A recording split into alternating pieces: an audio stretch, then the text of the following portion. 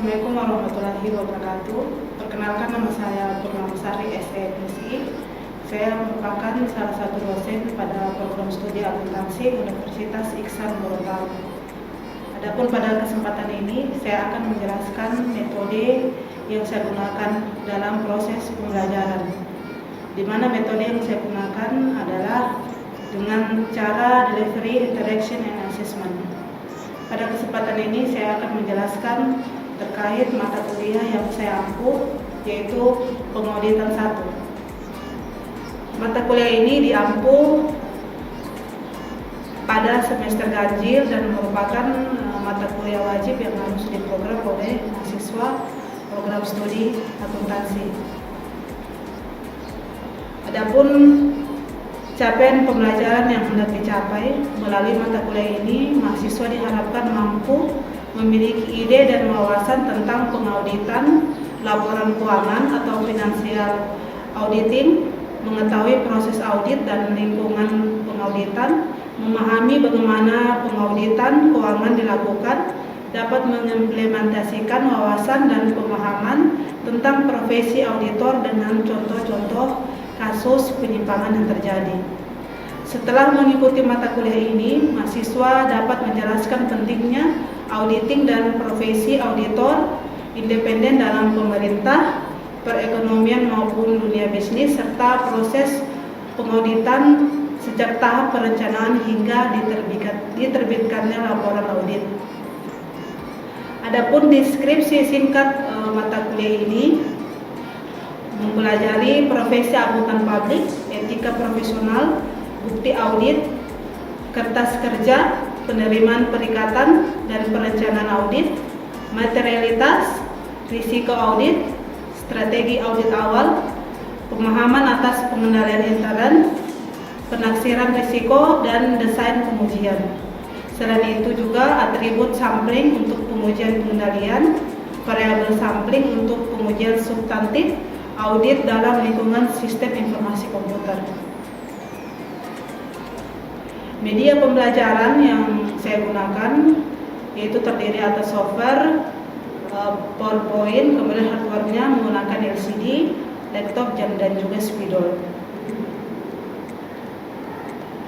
Adapun capaian mata kuliah ini diharapkan mahasiswa mampu memahami materi kuliah audit.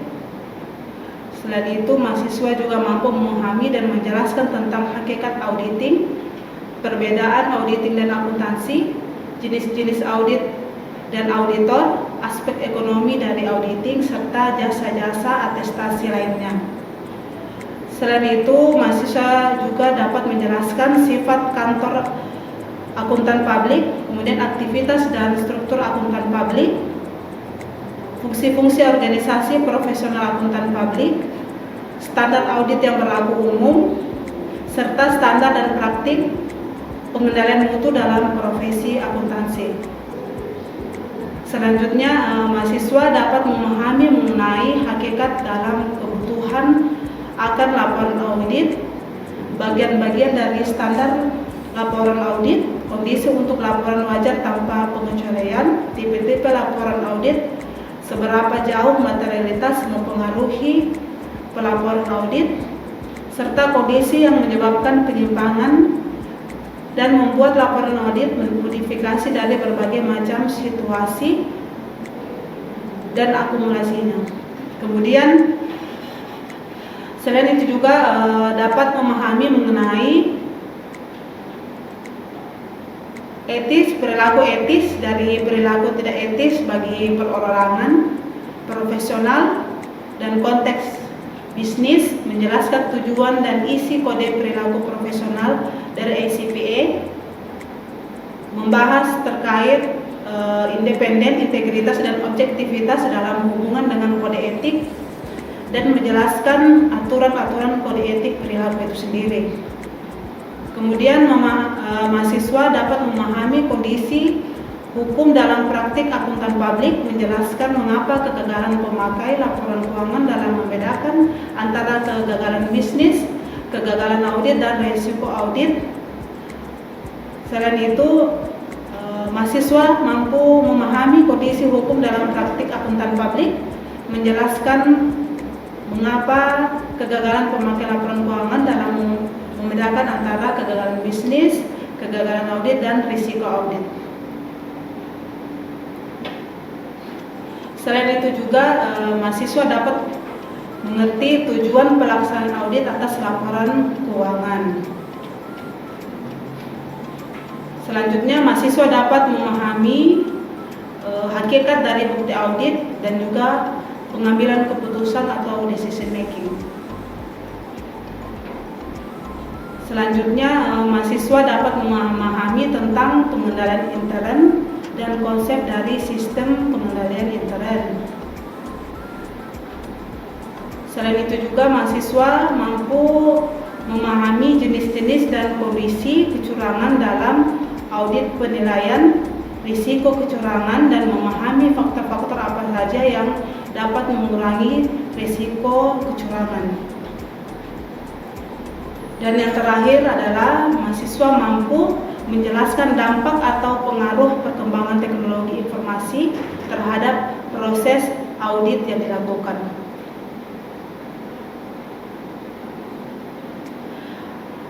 Adapun referensi yang digunakan dalam mata kuliah ini yaitu referensi utama, buku atau bacaan pokok dari Sukrisno Agus, edisi ketiga cetakan pertama, penerbit Salemba 4 Jakarta, dan juga ada beberapa buku utama seperti Mulyadi tahun 2002, Auditing cetakan ke-1 PT Salemba 4 Jakarta. Kemudian untuk buku referensi pendukung lainnya, Agus Sukrisno 2012, Auditing, petunjuk teknis, petunjuk praktis pemeriksaan akuntan oleh akuntan publik jilid 1 edisi keempat Salemba 4 Jakarta.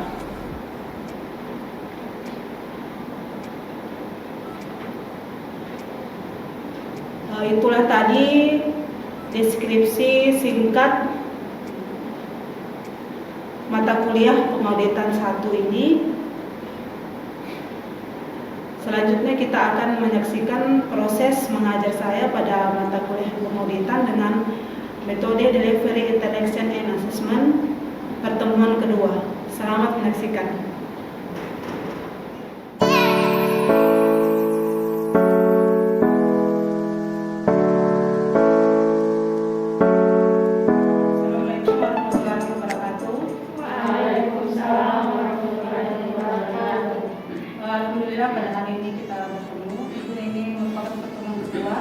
Karena pertemuan kemarin kita sudah membahas terkait kontrak perkuliahan. Adapun pertemuan hari ini Ibu akan menjelaskan sekilas terkait apa itu perbedaan antara auditing dan juga akuntansi. Tapi sebelum Ibu menjelaskan apa itu pengertian auditing dan juga apa itu perbedaan auditing dan akuntansi, ada 3 pertanyaan yang wajib kalian jawab terlebih dahulu. Oke. Pertanyaan pertama, mengapa harus mengambil jurusan akuntansi? Ekspektasi apa yang diharap? Itu pertanyaan pertama. Yang kedua, materi pokok yang dipelajari pada jurusan akuntansi. Kemudian untuk pertanyaan ketiga, sebentar setelah Ibu selesai menjelaskan, baru pertanyaan ketiga ini harus wajib kalian jawab. Ilmu fundamental apa yang harus dikuasai oleh seorang auditor? Untuk pertanyaan pertama, Mei, bisa kamu jawab untuk pertanyaan pertama, mengapa harus mengambil jurusan akuntansi? Ekspektasi apa yang kamu harapkan? Ada beberapa ilmu komputer, tapi kenapa memilih jurusan akuntansi? Agar bisa bekerja di bank. Oke, terkait pekerjaan ya. Oke, pertanyaan pertama tadi sudah dijawab ya. Mengapa harus mengambil jurusan akuntansi? Ekspektasi apa yang diharapkan? Jawaban tadi rata-rata fokusnya ke pekerjaan. Kemudian kita masuk ke pertanyaan kedua, materi pokok yang dipelajari pada jurusan akuntansi. Nah, tentunya accounting principle ini sudah kalian pelajari di semester pertama. Di accounting principle mulai dari kalian menelaah transaksi, kemudian membuat jurnal umum, membuat buku besar, sampai dengan selesainya atau terbentuknya laporan keuangan. Ya, ini di accounting principle. Ilmu ini wajib dipahami oleh seorang auditor atau ilmu ini memang harus dikuasai oleh seorang auditor. Kalau prinsip accounting ini kalian tidak kuasai, kalian tidak bisa menjadi seorang auditor. Karena kenapa? Di sini adalah intinya. Ya. Kemudian tahapan yang kedua, kalian harus mampu memahami intermediate accounting. Ya. Kemudian accounting system, sistem informasi akuntansi, cost accounting atau akuntansi biaya, advance accounting, manajemen accounting, dan pada tahapan terakhir yaitu auditing itu sendiri atau pemeriksaan akuntansi. Jadi beberapa tahapan ilmu ini harus memang dikuasai oleh mahasiswa akuntansi. Apalagi kalau kita mau menjadi seorang auditor, ilmu ini harus benar-benar dikuasai. Kalau satu yang hilang, otomatis ilmu kalian akan pincang. Karena kenapa? Harus mampu menguasai beberapa tahapan ilmu ini untuk menjadi seorang auditor yang kompeten. Sebentar kita bahas terkait apa itu kompeten. Next. Career experience based income expectation. Jadi tadi dari ketiga penanya tadi, jawaban yang ibu terima tadi rata-rata fokusnya di pekerjaan. Kalau kita mau melihat dari career experience dan income expectation, kalau kita bekerja di perusahaan, ini buku di sini ya. Untuk tamat dari 1, bisa bekerja di perusahaan sebagai auditor internal, kemudian untuk di GAP sendiri bisa bekerja di kantor akuntan publik sebagai auditor independen. Ya. Kemudian kalau melihat dari income-nya, income untuk apabila kita bekerja di GAP ini lebih kecil daripada A. Apabila kalau kita melihat dari segi tingkatan fresh graduate-nya. Tapi kalau untuk 5 tahun perjalanan pekerjaan kita di sebuah perusahaan di komponen atau peningkat, income ini lebih besar lebih besar B daripada A. Jadi itu income expectation-nya. Karena kenapa? Kalau GAP auditor yang bekerja di GAP ini dia bekerja berdasarkan fee, ya, bonus dari klien. Beda auditor internal bekerja di perusahaan. Ada dia digaji sepanjang tahun, tetapi gajinya tetap beda dengan orang yang bekerja auditor yang bekerja di GAP. Jadi dia punya penghasilan lebih besar daripada auditor internal yang bekerja di perusahaan. Next. Sini bisa kalian lihat sendiri ada pengertian auditing. Auditing itu apa? Auditing adalah proses pengumpulan dan pengakurasian bukti atas informasi untuk menentukan dan melaporkan tingkat kesesuaian informasi tersebut dengan kriteria yang telah ditetapkan. Jadi kalau kita mau melihat dari segi definisi, auditing ini bersifat analitis. Ya, dia bersifat analitis karena memulai pekerjaannya dari belakang. Dia mengumpulkan bukti-bukti transaksi, menelaahnya, kemudian membuat audit report atau laporan auditor dalam bentuk opini. Beda orang akuntansi kan? Kalau orang akuntansi bagaimana? Dia perlu membuat transaksi atau menelaah transaksi, kemudian membuat jurnal umum, membuat buku besar, sampai dengan membuat laporan keuangan. Jadi beda halnya dengan auditing. Jadi kalau kita lihat dari segi pengertian ini, dia bersifat analitis. Bisa dipahami sampai di sini? Oke. Auditing dilakukan oleh orang yang independen dan kompeten. Makanya ibu katakan tadi ada beberapa ilmu yang harus dikuasai oleh seorang auditor. Untuk menjadi auditor yang kompeten, otomatis dia harus menguasai beberapa bidang ilmu akuntansi, dan itu wajib. Kalau tidak, ibu rasa auditor tidak akan kompeten apabila ilmu yang kita lihat tadi itu, ya beberapa tingkatan itu ada salah satu dia tidak menguasai, otomatis dia tidak akan menjadi auditor yang kompeten. Ya. Oke, untuk pemeriksaan akuntansi itu sendiri atau auditing dilakukan dengan cara pertama pengumpulan dan evaluasi bukti, kemudian informasi dan kriteria yang ditetapkan. Auditor harus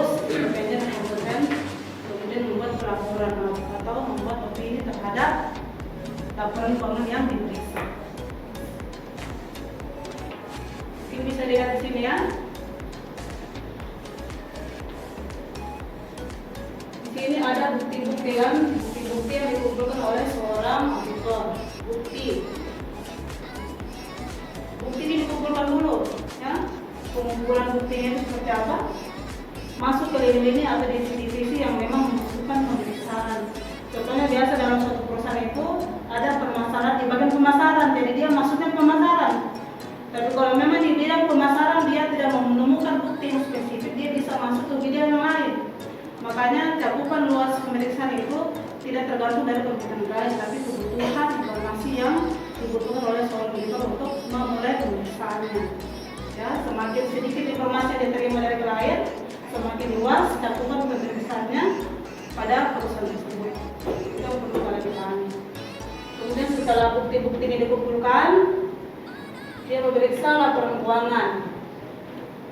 Dicocokkan apakah laporan keuangan yang disajikan sudah sesuai dengan bukti-bukti. Ya, jadi dia bersifat analitis. Kemudian terakhir harus sesuai dengan kriteria. Kriteria apa yang dimaksud di sini? Harus sesuai dengan standar akuntansi keuangan. Jadi harus ada kriterianya. Penyusunan laporan keuangan yang disusun oleh perusahaan atau entitas itu harus sesuai dengan standar akuntansi keuangan. Jadi kalau tidak sesuai dengan standar akuntansi keuangan, berarti perusahaan ini melakukan penyimpangan. Karena kenapa tidak melakukan atau menyusun laporan keuangan sesuai dengan standar akuntansi keuangan yang berlaku umum. Kemudian yang kedua, adanya penyerahan pengelolaan kekayaan oleh pihak yang diberi wewenang. Yang ketiga, adanya kepentingan stakeholder terhadap entitas yang bersangkutan. Kemudian transaksi diukur dengan satuan mata uang. Ya. Next. Siapa saja pengguna atas laporan keuangan? Ini kalian sudah pelajari di akuntansi keuangan atau financial accounting maupun akuntansi biaya dan mata kuliah sebelum kalian mempelajari mata kuliah audit ini. Di mana stakeholder yang sering kita dengar atau kalian sudah ketahui adalah government, pemerintah. Ya. Itu adalah pengguna eksternal. Kemudian manajemen, dia termasuk stakeholder dari internal perusahaan. Kemudian employee-nya, customer-nya, supplier, bank ataupun shareholder-nya itu sendiri. Jadi financial statement ini berguna bagi perusahaan ataupun luar sebagai alat untuk pengambilan keputusan atau decision making. Jadi laporan keuangan ini sangat penting, berguna untuk siapapun, terutama calon investor. Apakah saya ingin menanamkan investasi saya ke perusahaan ini? Tentunya dengan melihat financial statement-nya, apakah dalam kondisi baik-baik saja, apakah setiap tahunnya mampu meraih laba atau tidak. Next. Oke, di dalam laporan keuangan itu sendiri ada tentunya risiko informasi yang harus diterima. Ya. Mulai dari perusahaan sampai ke stakeholder, pasti ada risiko informasi yang akan terjadi di dalam suatu proses itu tadi, pemindahan informasi dari entity ke stakeholdernya. Kemudian ada juga yang namanya reduce risk of information, ya, bagaimana cara menanggulangi risiko informasi yang terjadi dalam perusahaan. Oke, salah satu penyebab risiko informasi itu sendiri terjadi, salah satu yang paling kompleks itu yang bisa kalian lihat yaitu adanya transaksi yang kompleks. Karena kalau eksternal pemerintah, kemudian BPK itu sendiri yaitu auditor internal pemerintah, termasuk auditor internal pemerintah. Oke, setelah auditor tadi yang bekerja di perusahaan, kemudian auditor independen yang bekerja di kantor akuntan publik. Next. Dari segi pengertian, auditor pemerintah adalah auditor profesional yang bekerja di instansi pemerintah yang tugas pokoknya melakukan audit pertanggungjawaban keuangan yang disajikan oleh unit-unit organisasi atau entitas pemerintahan atau pertanggungjawaban keuangan kepada pemerintah. Auditor pemerintah, oke, BPK, ya, lembaga tinggi negara, memeriksa presiden dan di bawahnya, kemudian laporan kepada DPR. Kalau untuk BPKP itu sendiri dia di instansi pemerintah, laporan kepada presiden, kemudian dia mengaudit instansi pemerintah, proyek pemerintah baik itu BUMN maupun BUMD. Kemudian perusahaan swasta dengan modal pemerintah. Kemudian pajak, unit di bawah Departemen Keuangan, tugasnya itu mengaudit pertanggungjawaban pajak masyarakat. Audit internal adalah auditor yang bekerja dalam perusahaan swasta atau perusahaan pemerintah. Perusahaan pemerintah yang dimaksud di sini apa? Adalah tadi BUMN dan BUMD, termasuk perusahaan pemerintah, ya, badan usaha milik negara dan juga badan usaha milik daerah. BUMN ini biasa dia kaitannya, kalau punya daerah itu PDAM dan sebagainya. Tugas pokoknya salah satunya yaitu spesiasi dan efektif persetujuan organisasi, standar informasi yang dilakukan oleh bagian-bagian organisasi itu dan tugas pokok untuk menyampaikan mengajukan para stakeholdernya, ya. Auditor independen atau biasa dikenal dengan auditor profesional yang memberikan jasa kepada masyarakat umum memenuhi kebutuhan para pemakai informasi keuangan. Auditor independen terhadap klien, walaupun dapat honorer dari klien berbeda dengan profesi lain, contohnya seperti dokter atau pengacara, ya. Harus ada izin praktek. Jadi orang yang bekerja di kantor akuntan publik itu harus ada izin praktek dari Menteri Keuangan. Tidak sembarangan. Jangan sampai kalian berpikir auditor yang bekerja di kami ini dia tidak memiliki nomor register, itu wajib memiliki nomor register. Kalau kalian sudah selesai satu, boleh silakan lanjut mengambil profesi akuntansi. Ya, ada jalur sekolahnya, ada jalur tes. Tapi harus memang ada beberapa mata kuliah yang harus dilulusi untuk melakukan beberapa profesi. Tapi itu sebentar nanti pertanyaan. Next. Next.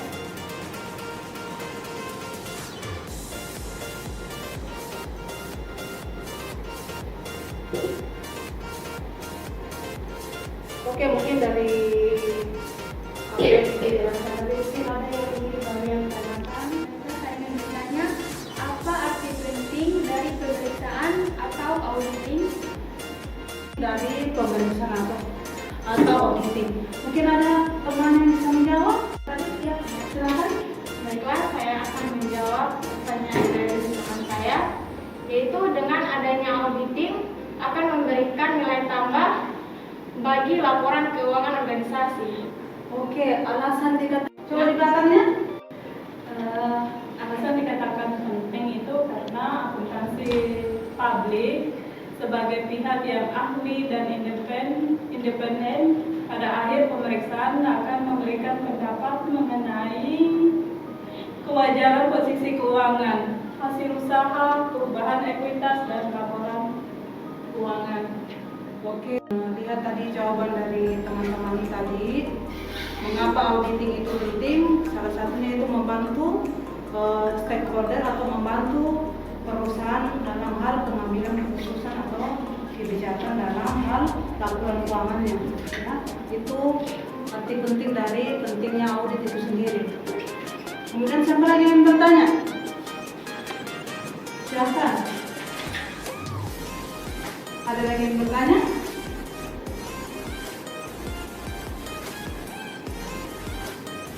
Ada? Silakan. Ibu buka selalu silakan. Ya. Makasih atas kesempatan yang diberikan kepada saya. Untuk pertanyaan saya itu, apa saja yang bisa dilakukan oleh audit internal untuk mencegah terjadinya kecurangan di perusahaan? Bisa menanggapi? Kira-kira kalau ada kecurangan dalam perusahaan, bagaimana cara untuk mencegahnya? Ya, silakan, Mei. Saya akan menanggapi pertanyaan dari teman saya. Untuk hal tersebut, kecurangan yang mungkin terjadi harus dicegah antara lain dengan cara berikut. Yang pertama, membangun struktur pengendalian anggaran yang baik. Yang kedua, mengefektifkan aktivitas pengendalian. Yang ketiga, meningkatkan kultur organisasi. Yang keempat, tepat ya. Jadi salah satu untuk mencegah terjadinya kecurangan dalam perusahaan itu, hal yang paling terpenting yaitu memperkuat SPI atau sistem pengendalian kendaraan. Ya, jadi itu memang hal yang penting harus dipahami oleh perusahaan bahwa SPI ini harus selalu dijalankan. Jangan sampai dijalankan hanya 1 bulan selanjutnya dilepas.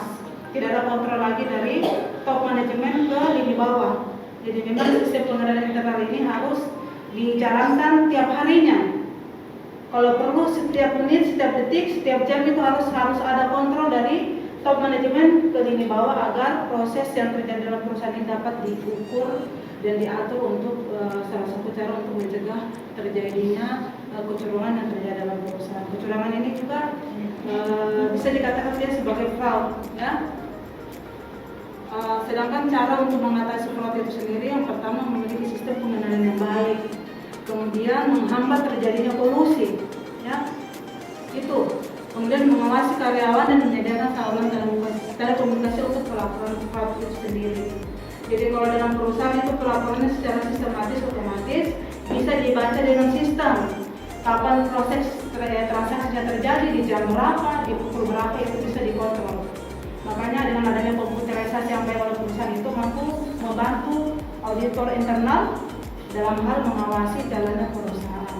Itulah juga baiknya perusahaan wajib menyadari adanya perkembangan teknologi agar supaya dapat membantu perusahaan untuk mencegah terjadinya fraud. Studi kasus, kalau untuk studi kasus terkait pengauditan, terkait pemeriksaan itu banyak terjadi di internasional. Itu sudah pernah terjadi kasus Enron, ya, kasus skandal yang sangat terbesar dalam praktik penipuan akuntansi yang dilakukan oleh perusahaan energi Amerika Serikat, ya. Di mana dengan adanya kasus Enron ini kantor akuntan publik yang terlibat itu ditutup karena kenapa? Dia membantu perusahaan dalam membuat laporan pajaknya itu tidak sesuai dengan apa yang terjadi dalam perusahaan. Baiklah, terima kasih karena tadi ada beberapa pertanyaan-pertanyaan yang sudah disampaikan dan juga teman-teman tadi sudah menanggapi. Ibu harapkan nanti untuk pertemuan berikutnya, materi selanjutnya terkait profesi akuntansi itu bukunya dibaca baik-baik. Kemudian metode kita selanjutnya adalah diskusi. Seperti di pertemuan awal kemarin Ibu sudah menyampaikan bahwa untuk metode selanjutnya kita lakukan bicara diskusi. Ibu harapkan bukunya dibaca dengan baik-baik. Kemudian kumpulkan beberapa studi-studi kasus dan akan kita bahas dalam kelas ini, ya. Itu tugas utama, dan ingat kita harus patuh dan taat terhadap RPS. Di RPS itu ada membuat rangkuman atau ringkasan 1 lembar.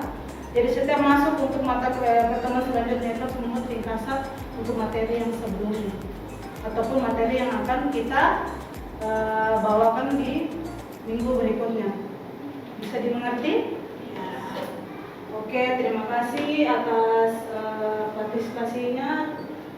Ibu harap materi hari ini bisa kalian cermati, ilmunya bisa kalian dapatkan. Buku yang kalian pegang saat ini Ibu harap dibaca. Jangan nanti dalam kelas sebelum dibaca. Ibu harapkan bukunya ini dibaca sebelum masuk dalam kelas agar suasana kelas lebih ramai. Tadi hanya 3 orang bertanya dan sekitar 3 orang juga menanggapi. Ibu harap di pertemuan berikutnya dan sampaikan ke teman-teman yang tidak hadir hari ini untuk membaca bukunya, karena minggu depan kita akan diskusi kelompok terkait materi selanjutnya. Oke, terima kasih atas perhatiannya. Assalamualaikum warahmatullahi wabarakatuh.